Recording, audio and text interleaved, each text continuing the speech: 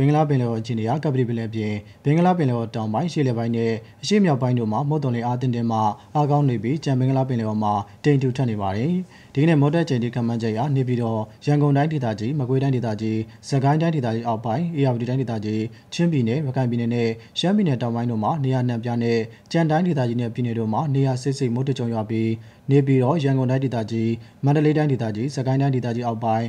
အေရဝတီတိုင်းဒေသကြီးချင်းပြည်နယ်နဲ့ရခိုင်ပြည်နယ်တို့မှာနေရာကွက်ယူမိုးကြီးနိုင်ပါတယ်။ရွာနှုန်းပြဖြစ်ပါတယ်။မိုးတိမ်တောင်ဖြစ်ပေါ်မှုအခြေအနေကနေပြီးတော့ရန်ကုန်တိုင်းဒေသကြီးမန္တလေးတိုင်းဒေသကြီးပဲခူးတိုင်းဒေသကြီးမကွေးတိုင်းဒေသကြီးစကိုင်းတိုင်းဒေသကြီးအောက်ပိုင်းအေရဝတီတိုင်းဒေသကြီးတနင်္သာရီတိုင်းဒေသကြီးကချင်ပြည်နယ်ကရင်ပြည်နယ်ချင်းပြည်နယ်မွန်ပြည်နယ်ရခိုင်ပြည်နယ်နဲ့ရှမ်းပြည်နယ်တောင်ပိုင်းနဲ့အရှေ့ပိုင်းတို့မှာမိုးတိမ်တောင်များဖြစ်ထွန်းလျက်ရှိပြီးအဆိုပါမိုးတိမ်တောင်များရွေးချယ်ရနေရာကြောင့်မှာမိုးရွာသွန်းခြင်းနဲ့တူလေပြင်းတိုက်ခတ်ခြင်းမိုးထစ်ကြုံခြင်းမိုးကြိုးပစ်ခြင်းလျှက်စီးလက်ခြင်းနဲ့မိုးသီးကြွေခြင်းစတဲ့မိုးလေဝသများဖြစ်ပေါ်နိုင်တဲ့အတွက်ကြိုတင်သတိပြုနိုင်ပါရန်အကြံပြုပါတယ်။မြမပင်လယ်ပြင်မှာတော့မြမကမ်းတန်းတစ်လျှောက်နဲ့ကမ်းလွန်ပင်လယ်ပြင်တို့မှာတခါတရံမိုးသက်လေပြင်းများချောက်ပြီးလှိုင်းတင်းတင်းမှလှိုင်းကြီးနိုင်ပါတယ်။မိုးသက်လေပြင်းကျစဉ်ရေပြင်မြေပြင်လေဟာတနအီလ25မိုင်မှမိုင်30အထိတိုက်ခတ်နေပါတယ်။လှိုင်းမြင့်မှာမြမကမ်းတန်းတစ်လျှောက်နဲ့ကမ်းလွန်ပင်လယ်ပြင်တို့မှာ9ပေမှ9ပေခန့်ရှိနေပါတယ်။ဒီကနေ့နဲ့မနက်ဖြန်အတွက်ခန့်မှန်းချက်ရနေပြီးတော့ရန်ကုန်တိုင်းဒေသကြီးမန္တလေးတိုင်းဒေသကြီးပဲခူးတိုင်းဒေသကြီးမကွေးတိုင်းဒေသကြီး